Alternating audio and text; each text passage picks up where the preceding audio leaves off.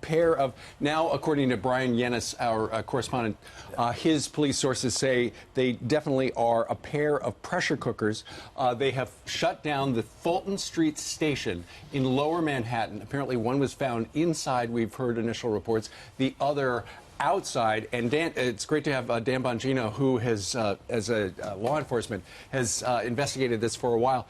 Dan, we don't know whether or not they're live. Sure. We don't know if they've got explosives in them, but clearly they are meant to scare people. Yeah, and New York City, thankfully, the NYPD, where I worked for 4 years, has the finest bomb squad, in my opinion, in the world, if not one of the finest. Right now is probably when you're going to bring in the robots. You're going to take a look through X-ray what's inside. They can tell relatively quickly if there's any kind of circuitry that appears abnormal, obviously, for a pressure cooker. And then after that, if it, God forbid, is deemed to be a device, they'll put it in that truck. And they're going to have to go take it out to where they take it, the facility, and they're going to have to detonate and remote and obviously find out what happened. But we don't know that yet. Obviously, we'll see what's inside. Well, how diabolical. It's rush hour. Yeah, rush hour, and the fact that, this just happened as we were on the air, and me going back into my former law enforcement mode. When you said it wasn't one, but it was two, it automatically cues my suspicion. One could obviously be an accident or a hoax, but two is either a deliberate hoax. You don't just leave a pressure cooker, in other words, in the middle of a Manhattan street. Could be a hoax device, but Dan, if you look at these live images, this is our chopper up in the air. Yeah. What do we see here? Yeah, they're obviously trying to clear the area first. There's going to be a blast zone for these things. Again, you treat every device like you treat every firearm as if it's live and loaded every time. You don't have the luxury. This is live right here. Yeah, you don't have the luxury to assume it's not. So they're going to have to clear the area. They're going to have to get a safe zone. And based on a pressure cooker of that specific size, it's probably going to be a couple blocks. Right, and they're reportedly pressure cookers, but once again, to reiterate, we don't know if there are explosives inside. Of course, this harkens back to the Boston bombing, and of course the pressure cookers that were found in Midtown Manhattan. I want to say around 23rd Street a couple of years ago. Now, as you know, New York City has got more cameras on corners and at locations like this than most cities in the United States for just such a purpose. So if one person did drop off both of them, we're going to see that on video in no time, aren't we? Yeah, one of my best friends, actually, when it was in my wedding when I grew up, he's a great guy. He works in TERU, the Technical Assistance Research Unit. And the NYPD has a network of cameras themselves they operate, but when you put that in conjunction with private cameras, which are now everywhere, and not only that, Steve, the camera networks have gotten better. The resolution is finer now. High def. Yeah, and the chances of in Lower Manhattan, I mean, we're not talking about an area of the Midwest that's not densely populated.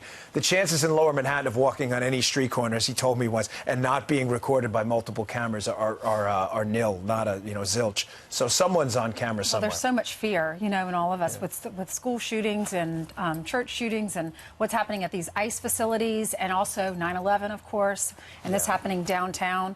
What advice do you have for folks that live in New York? Will they be able to even take the subway? Do they shut down the whole line? Yeah, I mean, well, we'll see. It's obviously being pressure cookers. You always think, could this just be an accident? But again, when you said two, it says to me either it's a hoax device or, yeah. Here's from our bureau chief here in New York. There are two large pressure cookers, one near the elevator and another about 35 feet away.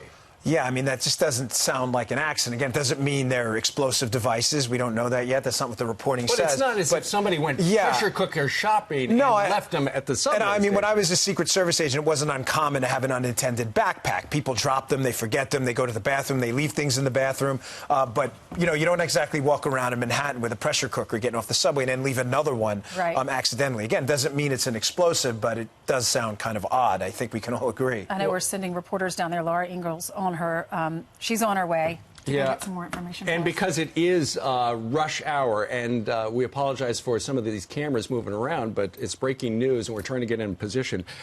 In a tweet, the police department said, expect a police presence and emergency vehicles in the area. Check New York City Transit subway for possible schedule changes. More info to follow. Delays and changes to service were reported on the 2, 3, 4, 5, A, C, J, and Z lines due to the investigation, according to the MTA. So that part of Manhattan is pretty much not moving. Yeah, it's not exactly a low traffic area either at this time on a Friday. Yeah. Yeah. And I know we've got the finest counterterrorism department here with our police department. In a circumstance like this, Dan, explain what they immediately do. Well, obviously, clearing any kind of a blast zone is first. You have to make the area safe. But secondly, they have various robotic devices they can employ, so you don't have to put any human personnel in direct contact right away. But if that robotic device does detect, God forbid, some kind of circuitry or some kind of explosive in there, they'll engage in render safe procedures, which is going to require them to put it on that truck. We've seen, unfortunately, all too often on the news, that blast truck clear the highways. You're obviously not going to drive it on the highway with cars and then get it to an area where they can render it safe. If you're just tuning in, there are 2 pressure cookers that were found in the lower part of Manhattan, in like the Chelsea area. It was the Fulton Street station. One was found on the platform down underneath the ground where everyone gets onto the subway. It's very busy down there. Lots of people going up and down those stairs, so I'm sure it was just chaos when police announced that they had found a pressure cooker, and then there was one up on the street, too. And can I add as well, knowing the NYPD as I do, having worked there and still having friends there, they're probably now on heightened alert and elsewhere as well. Again, even if this is some kind of really poorly thought out, awful hoax, it's disturbing, and it shows someone with malintent. So they're probably on high alert elsewhere, looking around as well. Well, it's interesting that you would say that we've got little robots that can move right up to it and X-ray what's inside. That keeps people safe. But let's go back to the Boston bombing, where there were also a couple of pressure cookers dropped off by the Sarnia brothers. Those were destructive because what was inside? Yeah, the shrapnel. They can use marbles, shards of glass. They can use bolts and screws, and it's not just the blast and the over-under pressure that does physical damage. It's the explosion and the propelling of shrapnel through a crowd of densely packed people. That obviously it's the equivalent of bullet rounds going off everywhere in all kinds of different directions.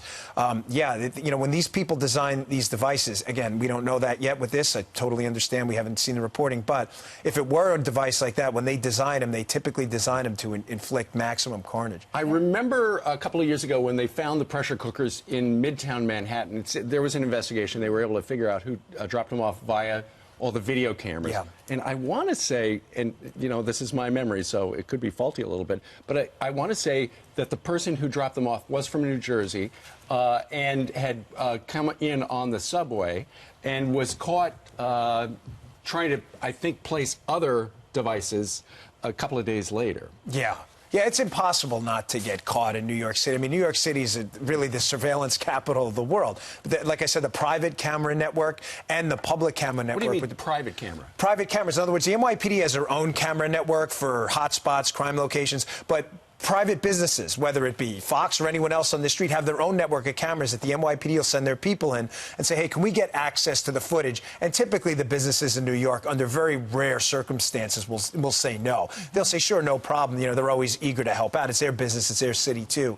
So really, it's the city's under surveillance all the time, whether you know it or not. We're just learning that the counterterrorism unit here in New York is reporting now that the package is safe. It was not a bomb. It was not an explosive. Yeah. Let's bring in Joe Borelli. He's a Republican New York City councilman. Joe, good to have you here. Good morning, guys. Thank you. Good morning. We were going to have you on the couch talking about something else, but then this news breaks. What's your reaction? Well, look, thankfully, the NYPD's Counterterrorism Bureau confirmed to us now that it's certainly not an explosive. But, Dan, you pointed out earlier, when you hear the first instances that it's 2 devices, that should automatically raise a red flag. What people didn't also realize is that this Fulton Street station actually connects underground to the World Trade Center stations. So that automatically raises certain red flags, and I think the police department had a very quick, very accurate, and very thorough response, and thankfully things went well. Finest police department in the world. 100%. And they were able to figure it out. So just about 15 minutes ago, the news broke that they had spotted 2 pressure cookers down there at that station within 35 feet of each other. And then, as you can see, bomb squad was dispatched. People were kept away. And now, apparently, the police say, without a doubt, the devices are not explosive. So that is good news. Great news. But obviously, this was intended to scare the living daylights out of people. And thank God we have such a professional police department that, I mean, literally in minutes. We just found this out, what, 5 minutes ago? I mean, think about the efficiency of their procedures that in 5 minutes we're finally getting this out. So. Yeah, and I would speculate this also probably came from a civilian calling this in. You know, someone actually taking the time to call it in, saying we see something, we saw something, we reported it. You really have to commend the work police officers around the country do, especially here in New York. Imagine going into this extremely high-pressure situation where there might be be extremely dangerous and potential problems, and they do a great job. All right. Once again, those pressure cookers found at the Fulton Street station, not explosive. Nonetheless, the traffic is all tied up.